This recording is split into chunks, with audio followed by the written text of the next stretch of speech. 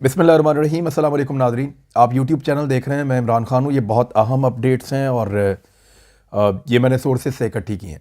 एक तो छोटी खबर है लेकिन बड़ा रोला पड़ने वाला है पाकिस्तान में, क्योंकि कई दिनों से मुख्तलिफ चैनल खबरें चला रहे थे कि शहबाज गिल भाग गया पाकिस्तान से, शहबाज गिल भाग गया। तो अल्टीमेटली वो पाकिस्तान से फ़रार हो गया और आज सुबह की फ़्लाइट थी और उस फ़्लाइट से शहबाज गिल अमेरिका रवाना हो गए। और अब इमरान खान साहब के साथ जो ड्यूटी थी उनकी, वो चंद दिन तक वो नहीं कर पाएंगे। लोगों को इससे पहले कि इस खबर में ये बताया जाए कि शहबाज गिल फ़रार, वापस नहीं आएगा, लूट मार करके अमेरिका निकल गया, मैं उसका रिटर्न टिकट आपको दिखाना चाहता हूँ। नवाज शरीफ जब पाकिस्तान से बाहर गए थे तो उनका रिटर्न टिकट नहीं था। वो कतर के जहाज़ पे बैठकर, नॉर्मल जहाज़ पे, एयर एम्बुलेंस भी नहीं थी, नॉर्मल जहाज़ पर बैठ के और चले गए थे बरतानिया। कोई वापसी का टिकट नहीं था। शरीफ ख़ानदान के जितने लोग गए थे उन्होंने किसी ने भी वापसी का टिकट नहीं लिया था। शहबाज गिल का ये वापसी का टिकट मैं आपको दिखा रहा हूँ, इससे पहले कि रोला पड़े पूरे पाकिस्तान में। इसको आप देख लें कि ये वापसी का टिकट है। 4 और 5 तारीख तक, यानी वो ईद मनाने के लिए अपनी को फैमिली मेम्बर्स को मिलने के लिए वो जा रहा है और 4 तारीख को वहाँ से अमेरिका से गालिबन रवाना होगा, शिकागो से इस्तंबुल पहुँचेगा, इस्तंबुल से फिर वो पाकिस्तान आ जाएगा। तो ये वापस आएगा शहबाज गिल। इसका ये रिटर्न टिकट है और ये सबूत के तौर पे मुझे उसने जाने से पहले भेजा था। ये मैंने आपको दिखा दिया है, इसको देख के आपको आइडिया हो जाएगा। बाकी जो भी प्रोपेगेंडा करना चाहते हैं वो अपना करते रहे। खबर भी मैंने दे दी और बता भी दिया। साकिब निसार साहब ने इमरान खान साहब से मुलाकात की है। ये साबिक चीफ जस्टिस ऑफ पाकिस्तान है और इमरान खान साबिक वज़ीर आज़म पाकिस्तान है। इस मुलाकात को लेकर बहुत सारे लोग प्रोपेगेंडा कर रहे हैं। उस प्रोपेगेंडा में असली खबर कहीं गुम गई है। साकिब निसार बहुत अहम शख्सियात का पैगाम लेकर इमरान खान साहब के पास पहुंचे थे। जो सोर्सेज से मैं आपको इंफॉर्मेशन दे रहा हूं वो ये है कि साकिब निसार साहब बहुत अहम शख्सियात का पैगाम लेकर इमरान खान साहब के पास पहुंचे थे और इमरान खान साहब ने ना सिर्फ उन शख्सियात के हवाले से जो था मामला वो बताया, बल्कि इमरान खान साहब ने साकिब निसार साहब को ये भी बताया कि अदलिया में उनके साथ जो ज़्यादती हुई है, जिस तरह आधी रात को अदालतें खोली गईं, जो तर्ज अमल उनके साथ रखा गया, जिस किस्म का रिलीफ शरीफ ख़ानदान को दिया गया और जैसे पाकिस्तान तहरीक इंसाफ को दीवार के साथ लगाया गया, ये चीज़ें भी डिस्कस हुई हैं वहाँ पे। तो एक डिटेल मुलाकात थी। पैगाम साकिब निसार साहब ने पहुँचा दिया है, क्योंकि साकिब निसार साहब की दोस्ती कई और जगहों पर भी है। इनकी दोस्ती वहाँ पर भी है जहाँ पर आजकल PDM की जमातें या जो हुकूमत है उनकी बड़ी पिंगें चढ़ी हुई हैं। तो इनकी बड़ी अच्छी दोस्ती है। तो ये पैगाम लेकर आए थे बड़ी अहम शख्सियत का, बल्कि 2 शख्सियात का, और वो पैगाम उन्होंने इमरान खान साहब तक पहुंचाया और इमरान खान साहब का जो जवाब है वो आपको अगली खबर में मिल जाएगा। खबर मैं आपको दे रहा हूं बड़ी पक्की। इमरान खान साहब के मोबाइल फ़ोन में बहुत सारे नंबर हैं, बहुत सारे नंबर हैं, और उन्होंने 2 नंबर्स को हाल ही में ब्लॉक कर दिया। 2 पाकिस्तान की ताकतवर तरीन शख्सियात, 2 पाकिस्तान की बड़ी अहम शख्सियात, उनके नंबर इमरान खान साहब ने अपने मोबाइल फ़ोन में इसलिए ब्लॉक कर दिए कि वो उनसे बात अब नहीं करना चाहते। मैं आपको फिर दोहरा देता हूं बात, और मैं अपनी इस खबर के ऊपर कायम हूं। यानी मैं पक्के सोर्स के साथ आपको बता रहा हूं कि साबिक वज़ीर आज़म इमरान खान साहब ने हाल ही में अपने मोबाइल फ़ोन में से 2 नंबर ब्लॉक कर दिए हैं। एक नंबर जो है वो तो ऐसा है कि उसका ताल्लुक़ खैबर पख्तूनख्वा के एक एरिया में है, वहाँ पे उन्होंने ब्लॉक किया। एक नंबर उन्होंने और बड़ी अहम तरीन शख्सियत का, बहुत ताकतवर तरीन शख्सियत का नंबर ब्लॉक किया, और गालिबन ये वही शख्सियत है, मैं ज़्यादा खुल के इसके ऊपर बात नहीं करना चाहता, लेकिन जिनका पैगाम इमरान खान साहब तक पहुँचाया गया है। क्योंकि नंबर ब्लॉक हो चुका है तो साकिब निसार साहब आकर मिले हैं। मैं आपको फिर कह रहा हूँ, इमरान खान साहब ने 2 बड़ी अहम तरीन शख्सियात का नंबर ब्लॉक कर दिया। नंबर ब्लॉक होने के बाद साकिब निसार साहब एक अहम तरीन शख्सियत का पैगाम लेकर इमरान खान साहब के पास पहुंचे, लेकिन इमरान खान साहब ने बात नहीं सुनी। और इमरान खान साहब ने एक और काम किया है।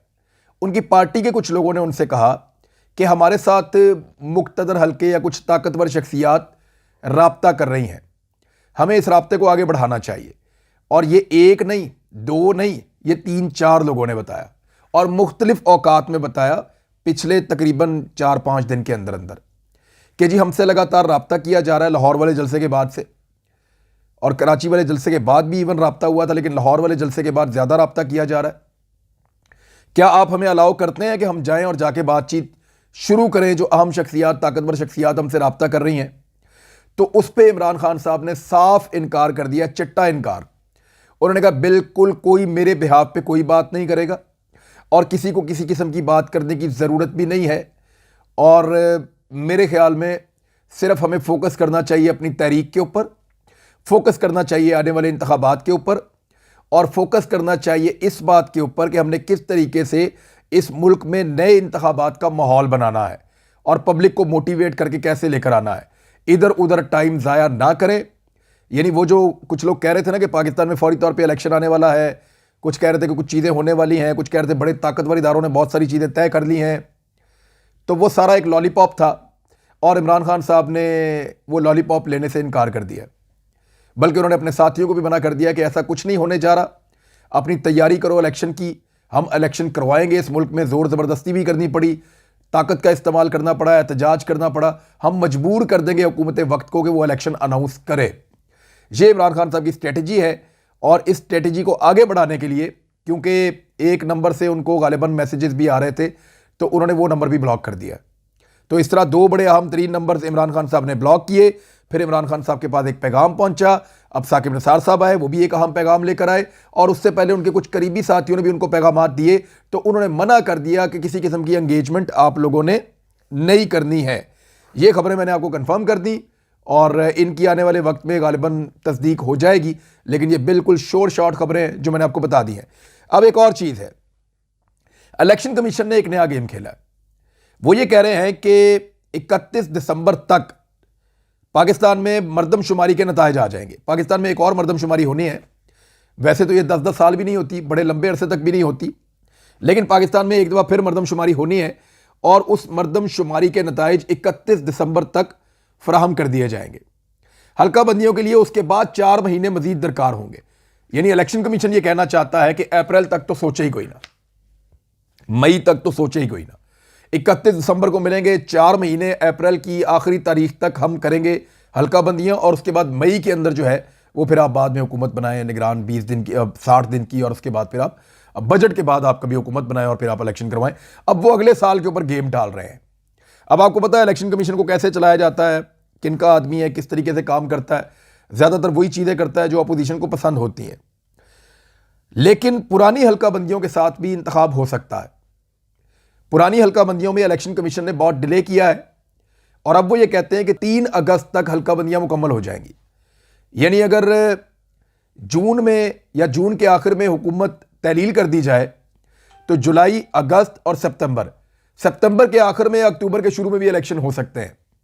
क्योंकि अगस्त की 3 तारीख के बाद जब हल्का बंदियां मुकम्मल होंगी तो टिकटों का फैसला होकर, टिकटों का फैसला तो पार्टियां ऑलरेडी कर चुकी होंगी, क्योंकि उससे पहले हल्का बंदियां आ जाती हैं, बाद में तो सिर्फ अपीलें निपटाई जाती हैं।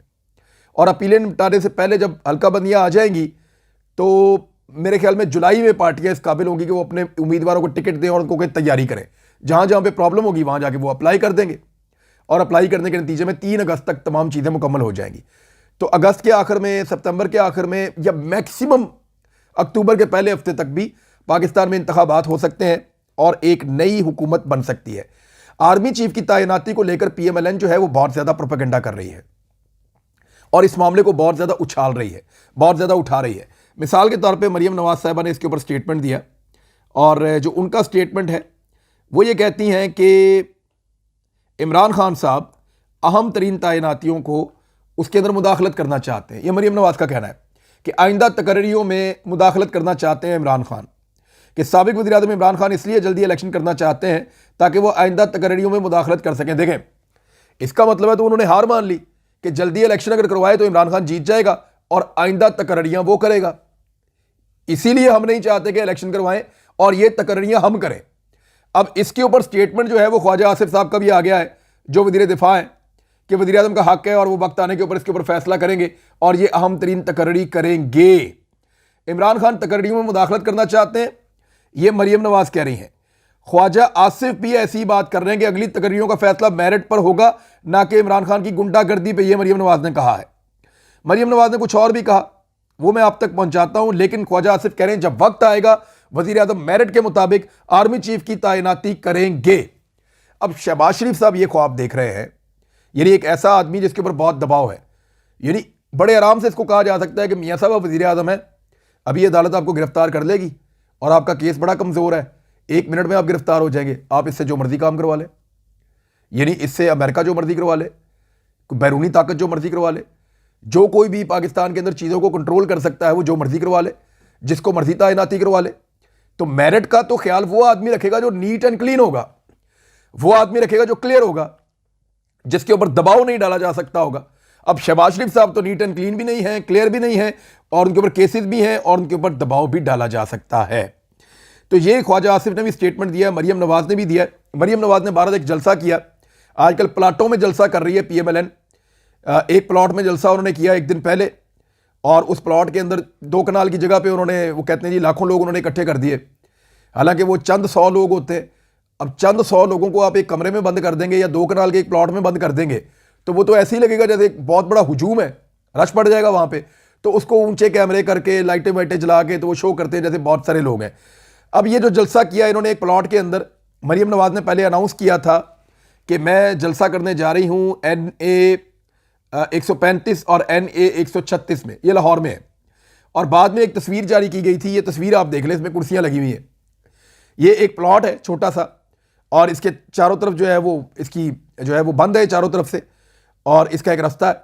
वहाँ पे जो कुर्सियाँ लगाई गई हैं, इन कुर्सियों को मैंने अपनी टीम से कहा, मैंने कहा जरा गिन के बताओ कितनी है, तो उन्होंने कहा 1000 से कम है, 800-900 के बीच में कोई कुर्सियाँ हैं ये। अब इन कुर्सियों के ऊपर 800-900 बंदा ही बैठ सकता है, या अगर आप बंदे खड़े कर दें तो थोड़े 100-200 बंदा और आ जाएगा। तो 1000-1200 बंदे के साथ ये जलसा करते हैं, और तासुर देखें कि जैसे लाखों बंदे हैं। यानी PMLN की ये हालत कर दी है इन्होंने, और फ्रस्ट्रेशन ऐसी है कि अब इमरान खान साहब के ऊपर जो है वो तौहीन के फतवे लगाए जा रहे हैं। यानी एक छोटा क्लिप काट के उसमें साबित किया जा रहा है कि इमरान खान अब नौज़ुबिल्लाह ऐसी बातें कर रहा है जैसे कि वो अपने आप को बहुत बरगजीदा शख्सियत समझता है, या कुछ इस तरह की चीज़ें कर रहा है जो इस्लाम की रूह से मुनाफी हैं या उसके साथ नहीं जाती। इस तरह का प्रोपेगेंडा किया जा रहा है। मरियम नवाज ने अपने मुंह से कहा, कल खातून अव्वल के, साबिक खातून अव्वल के बारे में बड़ी ज़ूमानी और गलत गुफ्तगू की, आज जो है वो इस्लाम का सहारा लिया और एक बड़ा घिनौना इल्ज़ाम लगाया एक छोटी एडिटेड वीडियो के ज़रिए।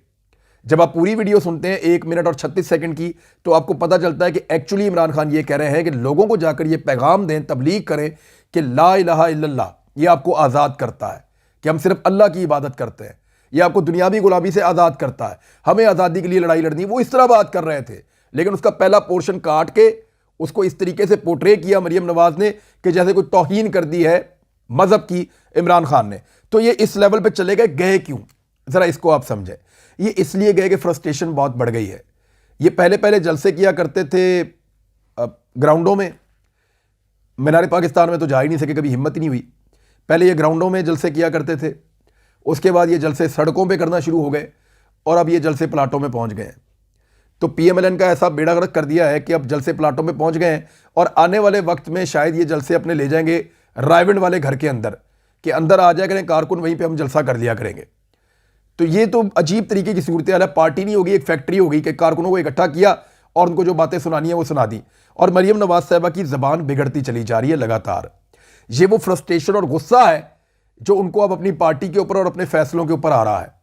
यानी पीपल्स पार्टी की बातों में आकर, बाकी लोगों की बातों में आकर उन्होंने अपनी अच्छी खासी सियासत को तबाह कर लिया, और इमरान खान साहब की डूबती हुई कश्ती को दोबारा सहारा दे दिया, और एक बैरूनी साजिश के जरिए उसको निकाल के पाकिस्तान का दोबारा हीरो बना दिया।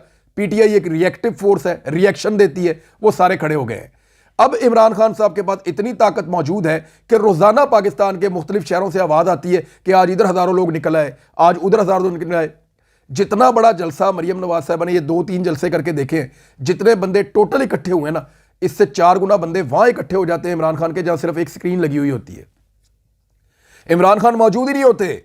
वो जलसा कर रहे हैं कराची में, तो लाहौर में, स्वाबी में, इस्लामाबाद में, मरी में, पिंडी में, मर्दान में, मालाकंड में, पेशावर में, इन शहरों में, साहिवाल में, कसूर में, इन शहरों में ज्यादा बंदे इकट्ठे हो जाते हैं मरियम नवाज के जलसों से। यानी इमरान खान मौजूद नहीं होते, फिर भी उनके जलसों में लोगों की तादाद ज्यादा होती है, और PMLN में उनकी क़यादत की मौजूदगी के बावजूद भी मुझे बड़े जलसे नजर नहीं आ रहे। चंद 100 लोगों का जलसा होता है, ज़्यादा से ज़्यादा 1000, 1500, 1200, इस तरह के जलसों से तो फिर इलेक्शन नहीं जीते जाते। वो उनको नज़र आ रहा है, इसलिए वो इलेक्शन से भाग रहे हैं। एक और चीज़ आप ये देखें, ये तस्वीर है बिलावल भुट्टो जरदारी की हलफ लेते हुए। इस पर सिर्फ मैं इतना कहना चाहूँगा और याद रखिएगा आप लोग सब, ये तस्वीर बिलावल भुट्टो जरदारी का पीछा करेगी और पाकिस्तान पीपल्स पार्टी का पीछा करेगी। PMLN और पीपल्स पार्टी ने बहुत सारी ऐसी तस्वीर और नारे लगा दिए हैं जो आइंदा 10 साल के इंतखाबात के अंदर इन दोनों जमातों का पीछा करेंगे। जबकि एतजाज़ अहसन साहब ने एक बड़ा तारीखी स्टेटमेंट दिया और उसके ऊपर उन पर बहुत तनकीद भी हो रही है। उन्होंने कहा कि मुदाखलत हुई है तो इसका मतलब है साजिश पहले तैयार हो गई थी। ये पीपल्स पार्टी में है एतजाज़ अहसन, और वो ये कह रहे हैं कि अगर मुदाखलत हुई है तो इसका मतलब है कि साजिश पहले तैयार हो गई थी।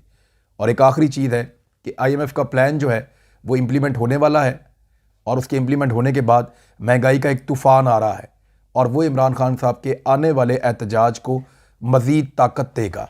अब तक के लिए इतना ही। अपना ख्याल रखिएगा, अपने इस चैनल का भी। अल्लाह हाफ़िज़।